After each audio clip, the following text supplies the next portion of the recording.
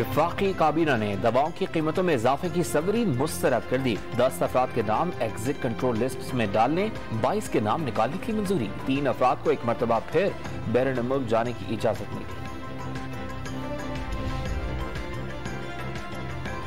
आलमी मंडियों में तेल की कीमत 30 से 35% कम हुई। हुकूमत ने पेट्रोल महंगा कर दिया। हमाद अजहर की तनकीद, गैस की कीमत भी बढ़ा दी गई। मुल्क में महंगाई का तूफान आएगा, रहनुमा तहरीक इंसाफ की प्रेस कॉन्फ्रेंस।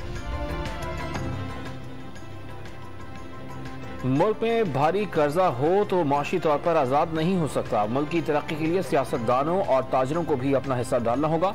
मिफ्ता इस्माइल का इस्लामाबाद में तकरीब से खिताब।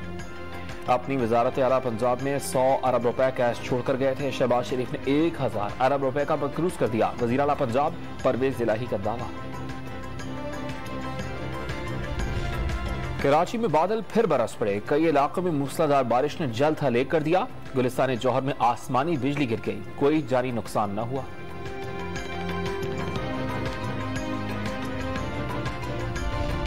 क्वेटा में तनख्वाहों की अदम अदायगी पर जामिया बलूचिस्तान के असातिज़ा और मुलाजमीन का एहतजाज। मुजाहिरीन ने यूनिवर्सिटी के गेट के सामने धरना दे दिया।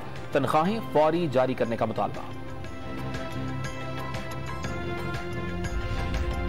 और स्टॉक एक्सचेंज में मंदी का रुझान। 100 इंडेक्स में 238 पॉइंट्स की कमी। इंडेक्स 45,383 पॉइंट्स पर बंद।